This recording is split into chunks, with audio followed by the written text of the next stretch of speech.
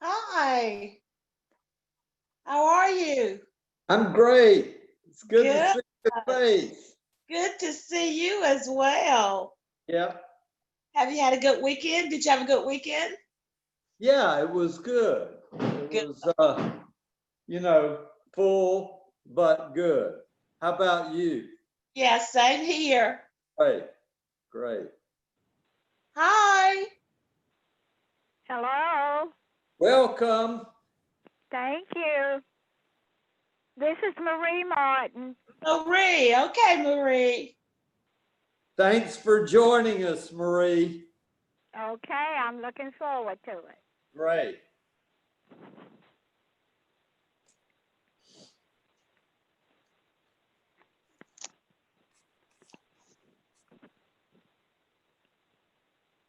Were you able to get to the beach, Reverend Do? Yeah, I was down there and then we came back here for a few days. I'm going back down there Oh, tomorrow. good. And our daughter and her family are going to come back up here with us on Thursday. Okay. And then they're driving back to Chicago on Sunday. Oh my. Yeah, Oh goodness. yeah. But How we've had many hours is that? How many hours? How many hours? it's about 13. Whew. Yeah, with a 2-year-old and a 5-year-old. No. I, Are we I there yet? I do not envy them. Oh, But are we they said there? coming down here, they did great. So I hope it's Okay. true going back. I do too. Yeah, Exactly. yes. I know we've probably all experienced. Are we there yet? Are we there yet? Not yet. Oh, yeah. Oh, my goodness. Yep. If we've all probably asked it and heard Yes. it. Yes.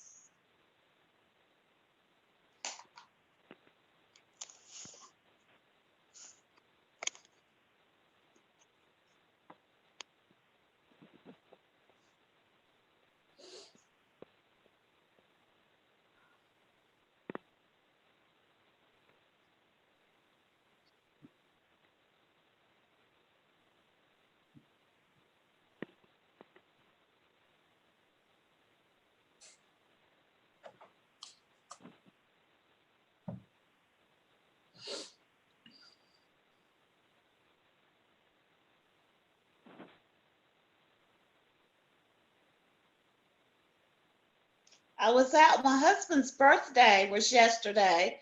Oh, So we my. we got dinner and off of Wendover. Yeah. And Where we did you go? Longhorn, but we got the takeout.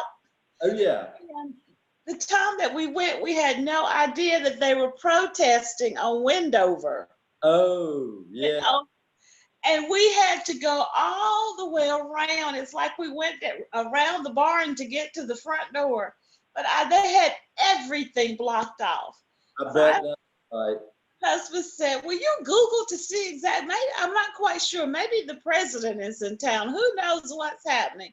And that's when we found out it was actually the Right, protest. But they right. had that thing so shut down. Yeah, yeah, yeah. I saw about that. Hmm.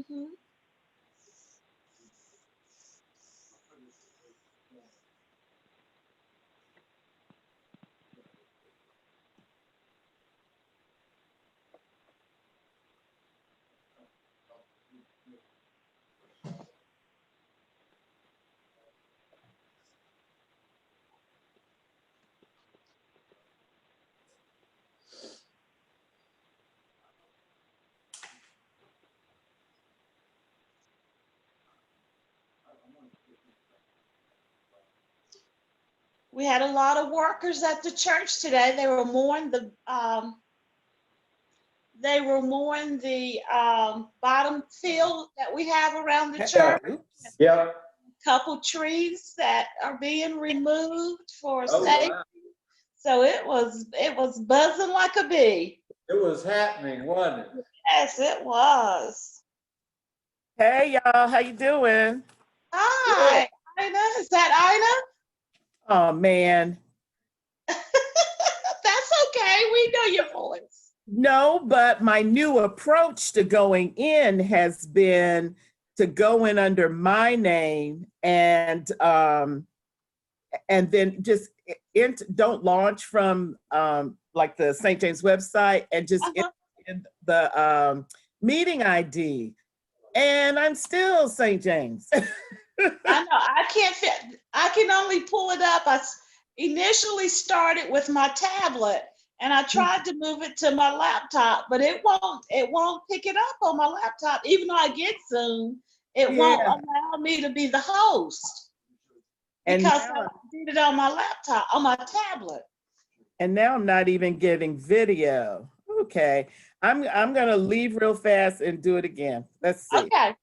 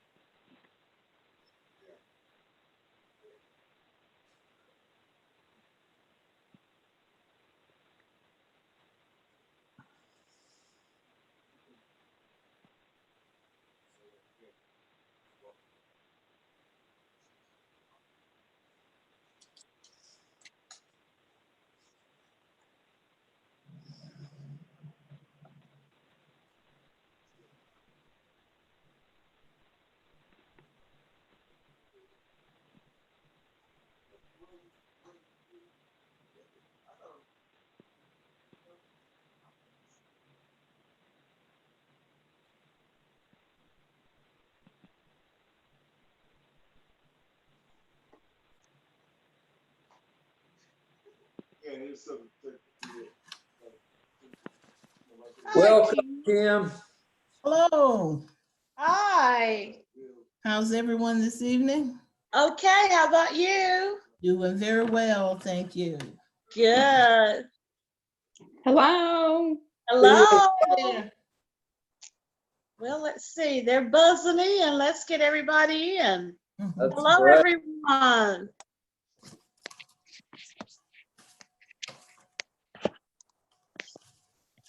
There we go. Everybody. Yeah, my video is slow to come up. That happened before. It's good to see the flock. Hi. Hey y'all, how you doing? Doing Hey. well, you are. Oh, I had this dumb moment yesterday. Oh, There you are. Yeah, I had closed off my camera, Gotcha. open it back up. Hey, Melvin. Yes. Good to see How are you. you? Great. See. There we go. Lolita won't be joining us tonight. She has another Zoom meeting. Oh my goodness. Yes. She What is. will we do without Zoom? I know. Yeah, Karen, I want to be where you are. Yeah, this is the sunroom with the deck behind me. That looks great. Yeah, it's nice. It's a nice place to Zoom.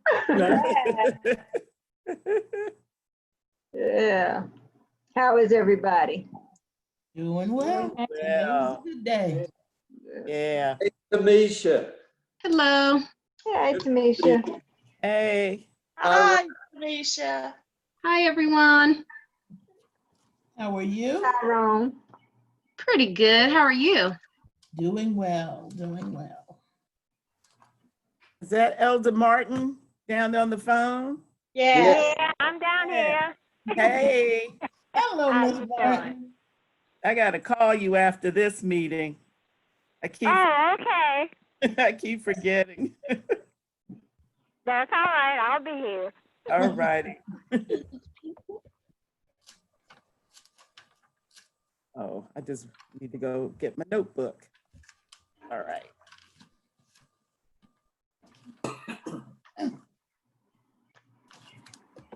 Well, tonight we are on session number 8, and you all have been good enough to hang in here. We've only got 2 more to go, and tonight we're going to be focusing on Jesus's call to each of us. And so next time I'm going to talk about the spiritual disciplines that we need to be fed for the journey of following Jesus. So we'll talk about things like worship and prayer and study and so forth.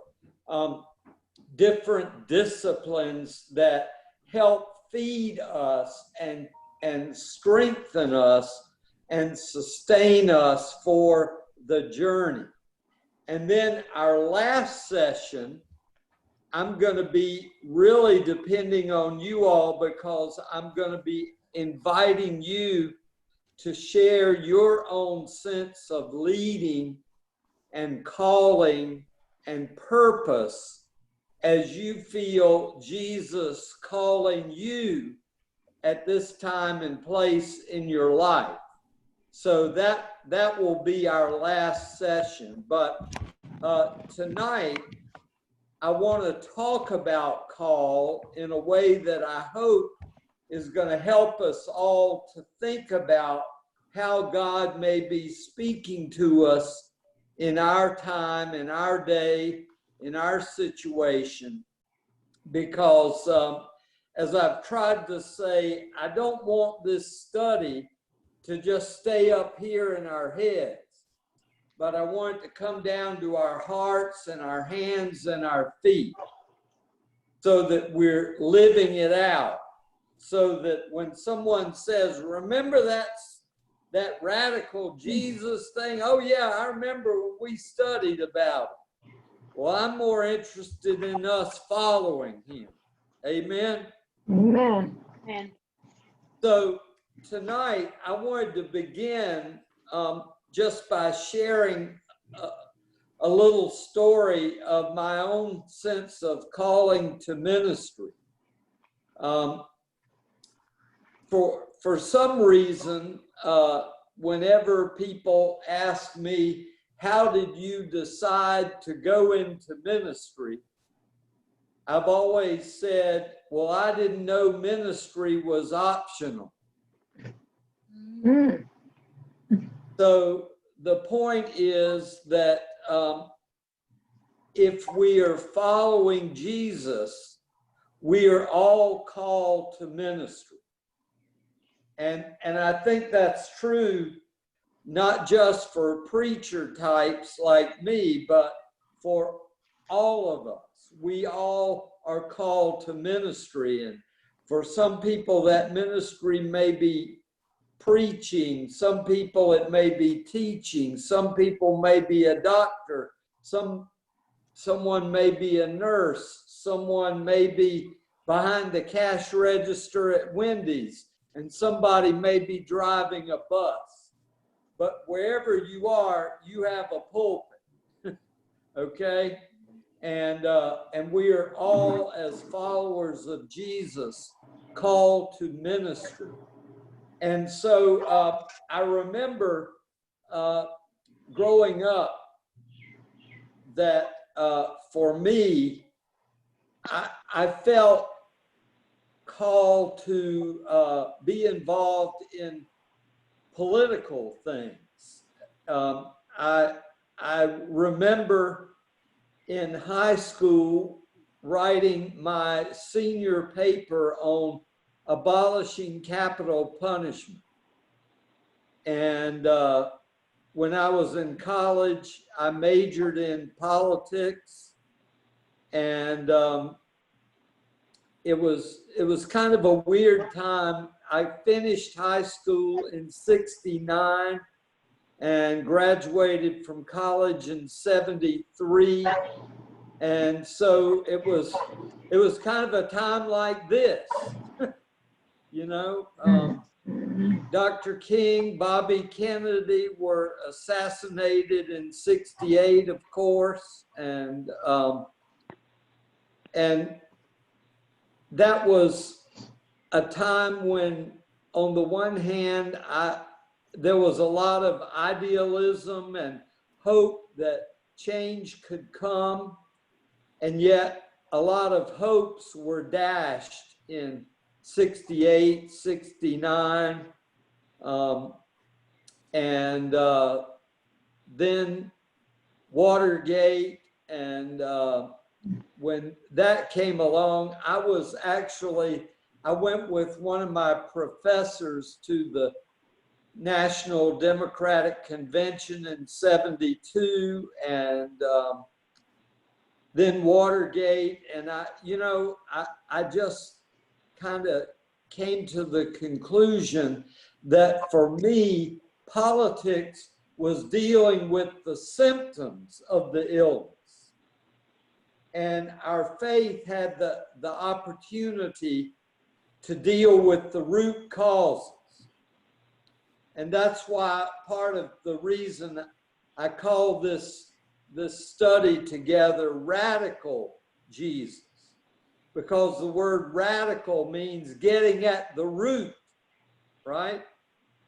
And so when I finally, in my senior year of college, went to my pastor and said, I think I'm going to be going to seminary next fall, he said the strangest thing. He said, don't do it if you can do anything else. And of course, that sounded a little strange to me. I thought, well, surely I can do something else. But on reflection, I came to realize that what he was saying was that if you can be satisfied doing anything else, then maybe you're not called to this. And of course, over the course of more than 40 years of ordained ministry now, there have been a few times when I thought maybe I could do something else. But on the whole, I've always related to Jeremiah when he said, I have a fire in my bones.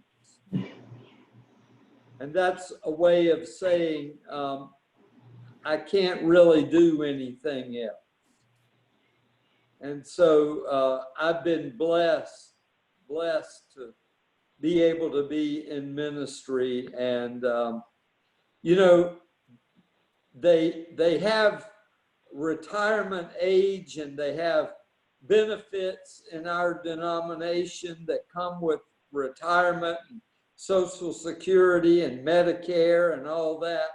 But you really don't retire from ministry. Just like if you retire from teaching, you're still a teacher.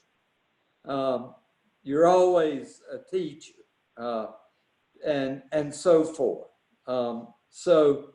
I'm grateful to be able to continue to be in ministry, but I just wanted to share a little bit more of my own story as a way of saying that ministry is something that we share in. It's not just something that we watch the ordained clergy do, but ministry is something that we do together. And so I want to talk about call and calling in terms of vocation. And that's really the Latin word for call is vocare, from which we get our word vocation. And I really believe that each of us as followers of Jesus are called to a vocation to live out ministry. And sometimes, in life, sometimes we have to do one job to pay the bills in order to do other work that is our ministry, right? You know, Paul said, I have to make tents on the side, right? And so sometimes we talk about a tent making ministry or a bivocational ministry when we're doing one job to pay the bills in order that we have the freedom to do other things. I may have told you all the story of the ballerina that was washing dishes, and she was taking classes, and she was going for auditions and tryouts and all of these things. And someone asked her, how in the world did you do all that at once? And she said, well, I did it in order to be able to dance. That was her true calling, was to be a dancer, to be a ballerina. But it took all these other things that she could do that one thing. And I kind of think about the story of the pearl of great price, or the treasure that was buried in a field. And the man gladly sold everything that he had in order to have that one thing. You remember the rich young ruler, Jesus said, go and sell what you have and give it to the poor and come and follow me. And the rich young ruler turned away sad because he knew he had many possessions. And the bottom line, that following Jesus was not enough to give up all that he had. And so Jesus' calling to us is a radical call. You remember we started off this study with Jesus calling the fishermen. And it said immediately they left their nets. And James and John left Papa Zebedee right there in the boat, right? They left a way of life. They left a way of making a living. They left family in order to follow in the way of Jesus. And so this is a radical calling that we're talking about. And so for many of us, we find different ways to follow in that calling. One of my favorite stories is a story about how Will Willimon took some Duke students on a mission trip, and a few months later he got a call one morning, and it was the father of one of those students, and the father was complaining that his daughter had been messed up by that mission trip. And Will said, wait a minute, what are you talking about? Said, yeah, ever since she went on that mission trip, she doesn't know what she wants to do with her life anymore. We had her all set up to be a third-generation nephrologist, right? A kidney doctor. And Will said, well, wait a minute. Did you have her baptized when she was little? Oh, yeah, everybody does that. Well, did you take her to Sunday school? Well, sure, we took her to Sunday school. And was she confirmed when she was older? Well, yeah, all the kids got confirmed. And Will says, well, it sounds to me like you're giving me more credit than I deserve. The point being that this girl had been brought up in the church, and she had been, remember we talked about making Christians is like making pickles. You soak them. And this girl had been soaked in the community of that church. And so when she went on that mission trip, she began to ask herself, what God was calling her to be and to do in her life. And so we try to listen for God's call, and God's call to me is like that rosebud that our lives are not always settled at age 18 or 21 or 33, but that rosebud, that flower of life continues to open up. And we continue to experience God's call in our lives as we move along this journey of following in the way of Jesus. I think I shared with you all about the woman who at age 70, her husband had passed away and her children had left the farm, and there she was left on the farm by herself. And one night she got down on her knees and prayed that God would give her a reason for living, a purpose for her life. And true story, the next day she went to a covered dish supper at her Presbyterian church, and a medical mission group from the Yucatan in Mexico said, what we need is somebody to be like a mother to our nursing students. And she said, that's me. That's me. And from the next 25 years, she kept going down to Mexico. She lived in Iowa, never been to Mexico.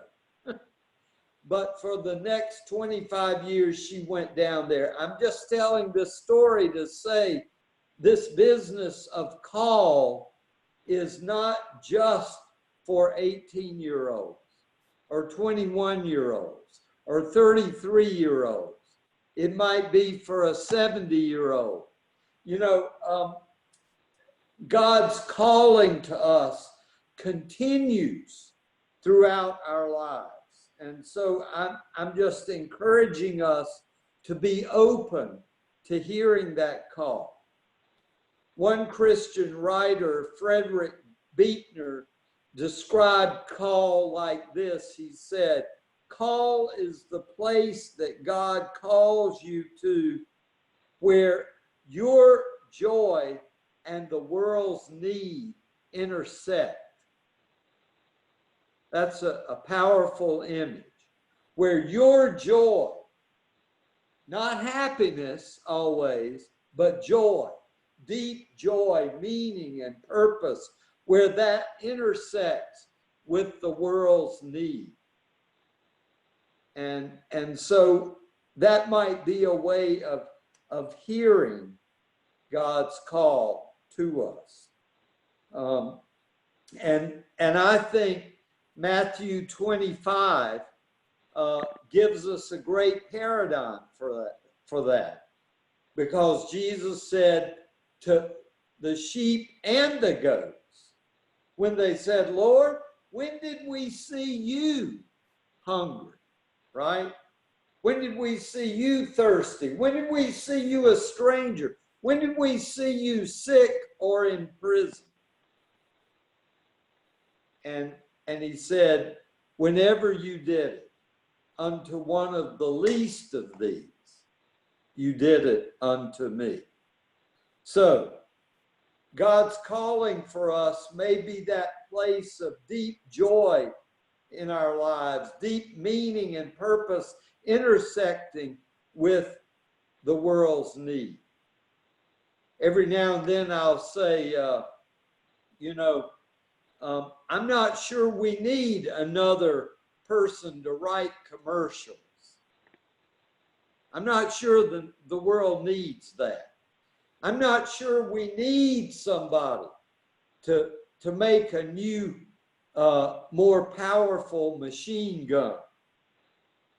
But we need people to feed the sick, to care for those who are hurting in our communities.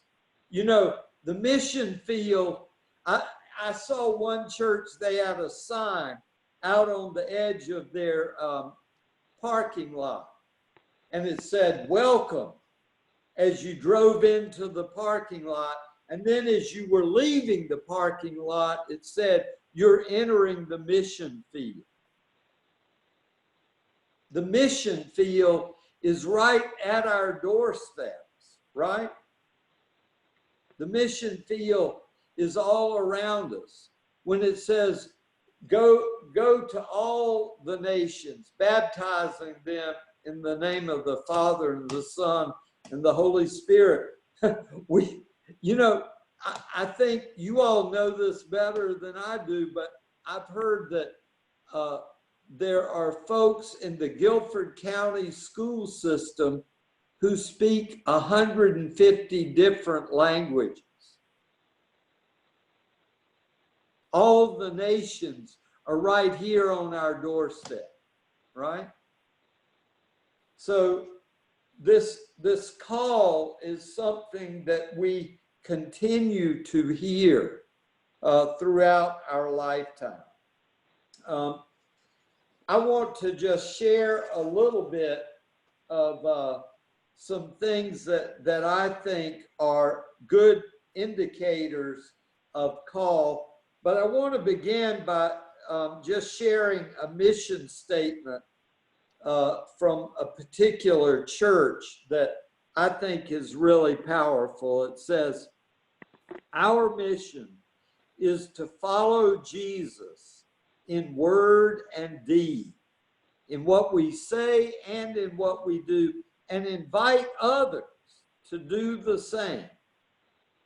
How? By loving God and our neighbors, neighbors near and neighbors far, especially the least, the last, and the left out. That's a powerful mission statement. Our mission is to follow Jesus in word and deed, by what we say and what we do, and to invite others to do the same by loving God and our neighbors, neighbors near and neighbors far, especially the least, the last, and the left out. So let me just talk a little bit about what I like to call marks of call. The first one is call is good news. I think I said as we were wrapping up last week that on the one hand, one of the most exciting things we can know is what God is calling us to do. Oh my goodness. I finally got it. I know what God wants me to do. At the same time, that can be one of the scariest things, is to know with some real clarity what God is calling me to do. There's no getting around this. There's no pretending that I don't know. So call is good news. It's joyful. It's life-giving. It fills us up rather than hearing it and going, oh no. Okay. It doesn't mean it's easy. It doesn't mean it's not hard, but it means because it's joyful, it calls us to a purpose, to meaning in life, and therefore it's good news. Number two, there's a sense of mystery and awe about it. That this thing that I'm being called to is bigger than I am. This is not something I could do by myself, on my own. If God is calling me to do it, it's something that I need God in order to do it. And I probably need other people to help me. I can't do it by myself. If it were that easy, God wouldn't need me to do it. to get others to do it. I could do that by myself. It feels right, number 3. There's an inner knowing, a fit, if you will, that finally my piece of the puzzle has met the other piece of the puzzle. And this is a fit for me. It feels right. 4, in human terms, we often meet resistance in call. You know, people hear, well, I feel like I need to start a program to help children in my neighborhood. And people say, are you crazy? You're too old to do that. You're too young to do that, right? And so we experience obstacles to call. It seems impossible. People say you're crazy. But number 5, it's persistent. It won't let us go. You know, we say, oh, that can't be me. That can't be God. But it keeps coming back. It keeps tugging at us. It keeps nudging us. It's persistent. 6, it's risky. You know, one of the things about faith is we always get called to trust God. It's risky. Faith is like driving down the highway at night and we can only see as far as the light is shining. And so call is often risky, and therefore we are called to be faith-filled, to trust in God, that God has a plan and a purpose. 7, call can often be simply stated. To feed the hungry, to start a soup kitchen, to begin a tutoring project, to lobby legislators. It's not complicated. It's easy to explain. You know, somebody told me once, you know, it's not the stuff in the Bible that I don't understand that bothers. It's the stuff in there that I do understand. Okay? So call can often be simply stated.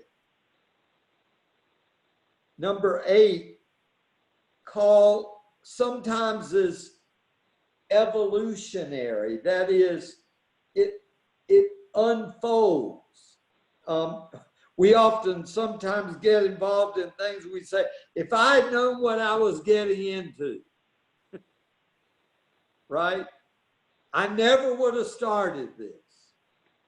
But again, we don't always see that far down the road. We're called to be faithful because God has a plan and a purpose that continues to evolve and open up.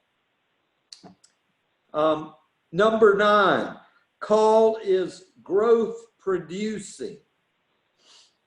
We often experience that as we follow Jesus, we find ourselves in places that we never imagined. You know, we say, I never thought I'd be here. I never thought. I mean, I remember, for example, literally saying, I never want to start a new church. I spent 30 years doing that. I also remember I remember where I was when I said, you know, the urban ministry does great work, but I would never want to work there. Work there for 20 years. Be careful what we say we never want to do. God has a sense of humor. Amen. Okay, so it's growth producing. We find ourselves going places, doing things that we never imagined. Call is often costly. You know, when we say yes to something, it often requires that we also say no to something else. Does that make sense? You know, a lot of times we live life up here on the surface. We say sometimes my life feels like it's a mile wide and an inch deep. But call gives focus to our lives. When we say yes to one thing, we can no longer say yes to 13 other things, because now we have focus, now we have direction, and now we have purpose. So call can be costly. It calls us to let go of a lot of other things in order to do this one thing. Number 11, call is often countercultural. We often, when we respond to call, we find ourselves swimming upstream, you know, going against the grain. Jesus said, "You are the salt of the earth. You are the light of the world." Everybody else is going down the interstate and you're turning off on this 2-lane road, right? Countercultural, following a different path. And then 12, and this is kind of where I started out, you can't do anything else. You've got this sense that this is right, that this is a fit, that God is calling you to do this thing, and therefore you can't let go of it because it won't let go of you. And you can't be satisfied doing anything else. So those are 12 ways to just think about call. And ask yourself, how do these marks of call fit with my deep joy intersecting with the world's needs? How do I hear God speaking to me in my day at this point in my life? And I think as a pastor, I can't do anything more important than to help people to hear their own sense of calling. And if I've got 15, 20 people who are living out of a sense of calling to follow in the way of Jesus, then I'd rather have those 20 people than 2,000 people not having a clue, right? So it only took Jesus and 12 others to turn the world right side up. And so I think it's so important to encourage one another to help us to hear our call. And, you know, being a follower of Jesus doesn't always mean that I have to be leading. Sometimes my calling may be to follow and help somebody else in their call. You know, At this stage in my ministry, I think one of my roles is to be an encourager of young people, to encourage them to hear God's call in their lives, to help them to believe that they can do great things. But at the same time, I've seen people that it was after age 65 that they did their greatest work. So it's not either or, but both and. So I want to be an encourager to people, to help folks to hear their calling. Now, I want to just stop there. I've been talking a long time tonight, but I had a lot of stuff I wanted to cover. But I want to just stop and ask you all a question. I want to ask really two things. One, who has encouraged you in your calling? Or what have been some obstacles that you have experienced in terms of things getting in the way of pursuing your calling? So one, who is someone that has encouraged you in your calling? And two, what have been some things that have gotten in the way of your pursuing your calling? So let me just stop for a little bit and hear from you all.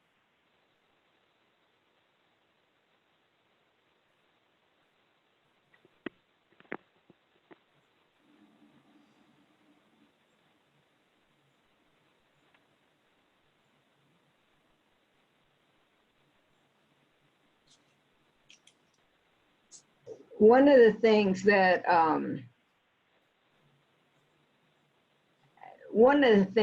has been a hindrance, I won't say a hindrance, an obstacle, Yeah. is I spent decades in politics. Mm-hmm. And as many pastors are involved in the political structure in terms of keeping congregations informed or sort of keeping the moral high ground of decisions that are being made, the person who's the politician, which was me, is hardly ever considered someone who is godlike. So, or a Jesus follower. It's a matter of fact, it's quite the contrary.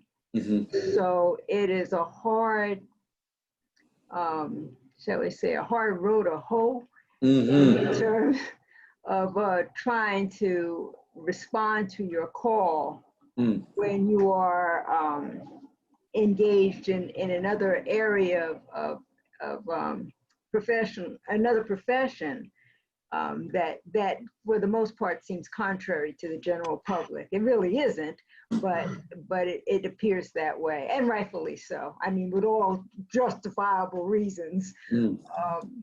But I'd have to say that was probably a tremendous obstacle for me to meander my way through to get to where it is I believe I'm supposed to be. Yeah.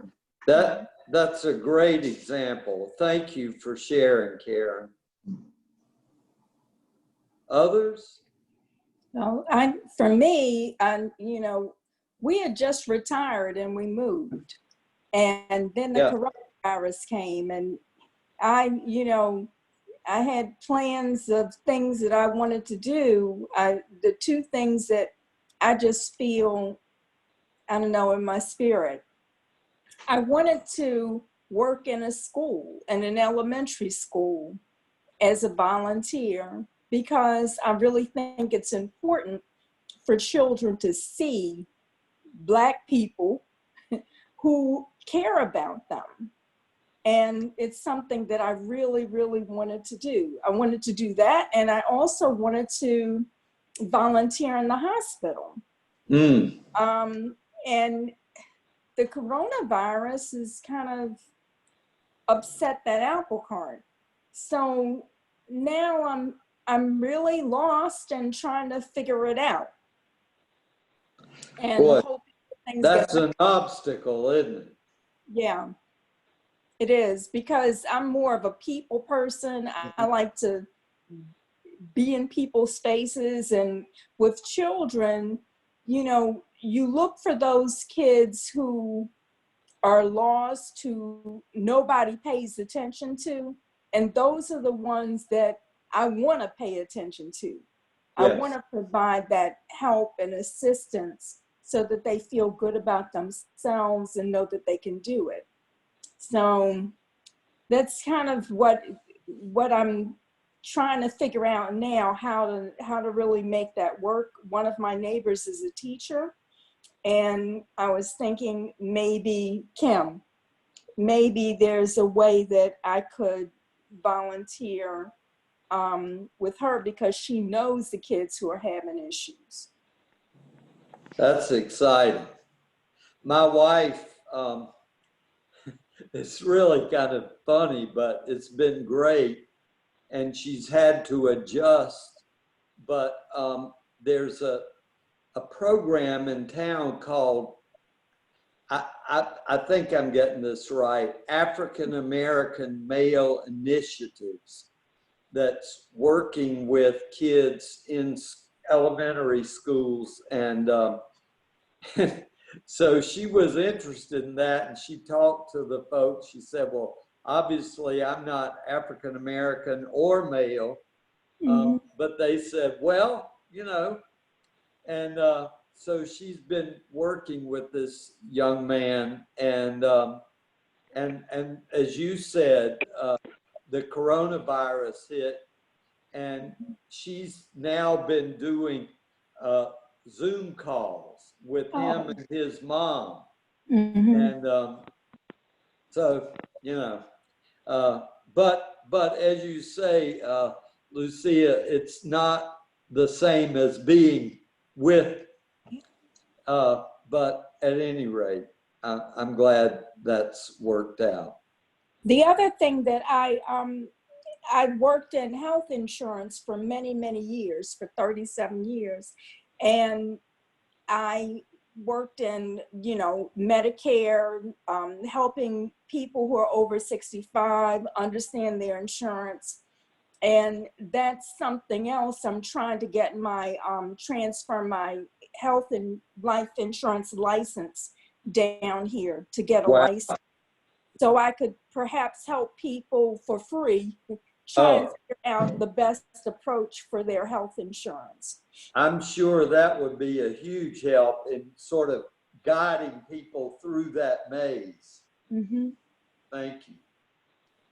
You remind me of something else too, and that is that oftentimes things that we have experienced become a point of sharing with others. Just an example that comes to my mind is someone who's had breast cancer has a way of helping other people who are going through that, or someone who's been in recovery can help someone else, or a family that's dealing with a family member, or something like that.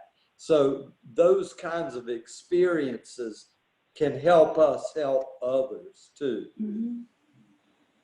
Who else would like to share an obstacle or someone that's Melvin?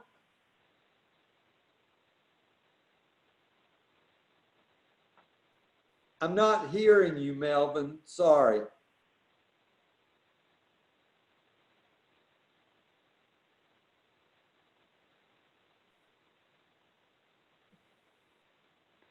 I don't know why I'm not hearing you. Can you hear me now? Yes. Okay.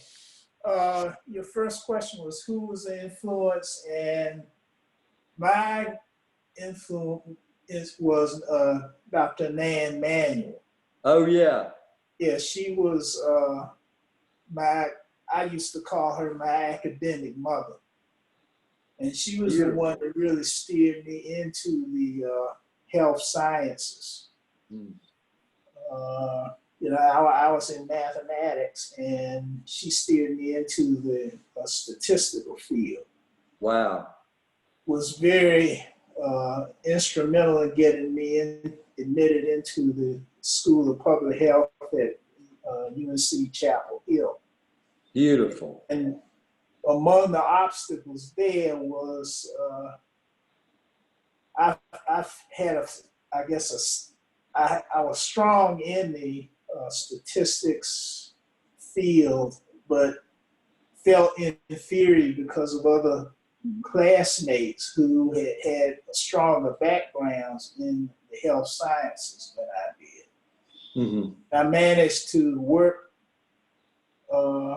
and build a reputation as a strong supporter and research assistant to some of the leading professors in the field.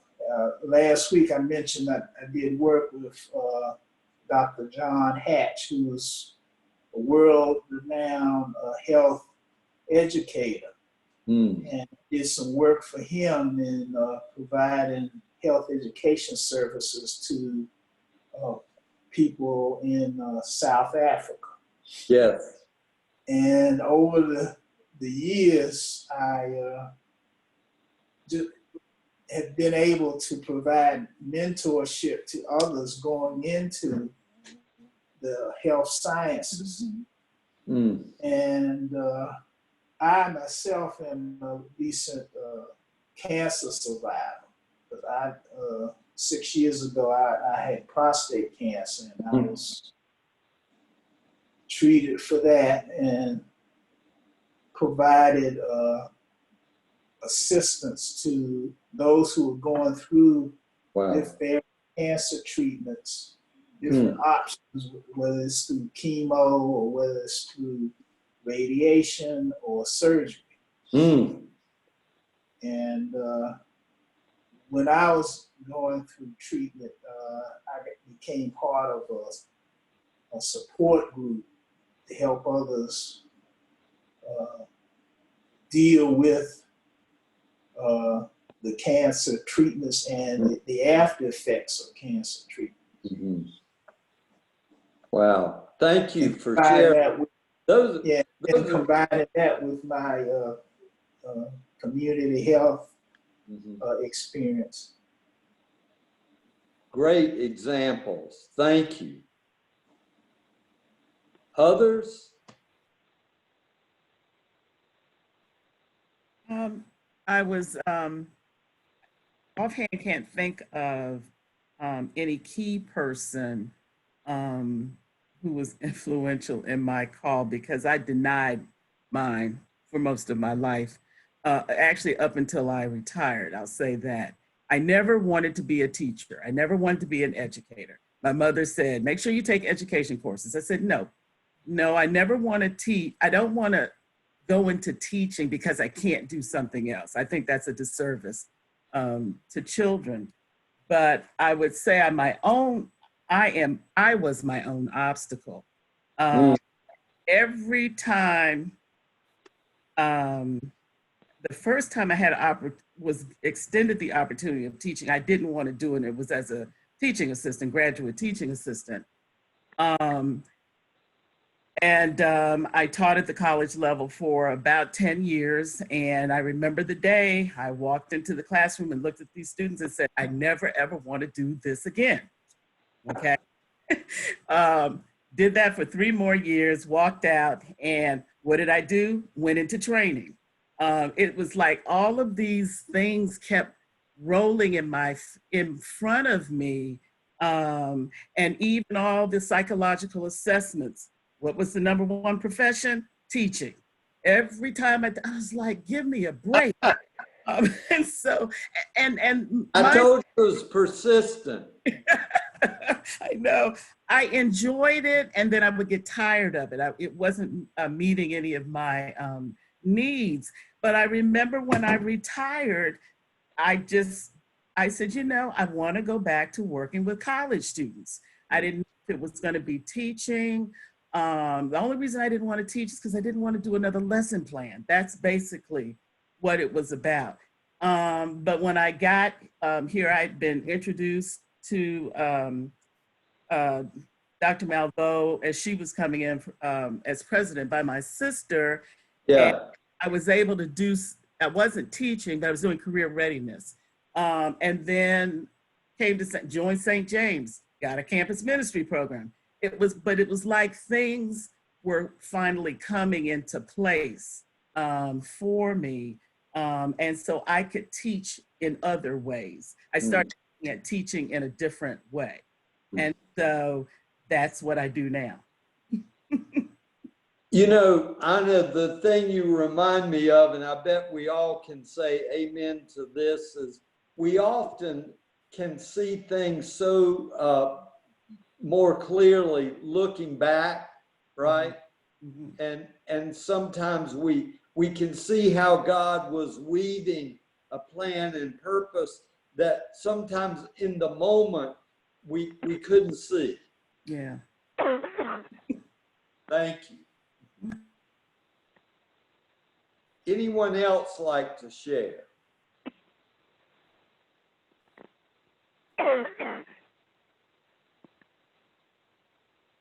Well, I want to, like I said, next time we're going to talk about the spiritual sustenance, the food that we need to be strengthened on this journey of following Jesus. But then our final time, and I'm kind of prepping you all for this, is I just would like to hear from you all more in terms of where you feel God leading you at this point. And part of that would be that we might encourage one another and help one another to hear our callings and to be able to live those out. So that will be the main focus of our last session. But next time, we'll talk more about the spiritual food that we need for this journey, okay? I would like to just close. Last time I mentioned that the Lord's Prayer is a prayer for God's kingdom. And so I'm just going to offer the Lord's Prayer as our closing prayer tonight. And you're certainly invited to pray it with me, either silently or out loud. But I'm just going to pray it very slowly so we can hear the words and the phrases. So let's pray. Our Father, who art in heaven, hallowed be thy name. Thy kingdom come, thy will be done, on earth as it is in heaven. Give us this day our daily bread. Forgive us our debts as we forgive our debtors. And lead us not into temptation, but deliver us from evil. For thine is the kingdom and the power and the glory forever. Amen. Amen. Thank you all so much. You all are the greatest. Thank you for hanging in here, and I look forward to next week. Yes. Amen. Thank you. Thank you very much. Yeah. Good night. Y'all be blessed. Good night.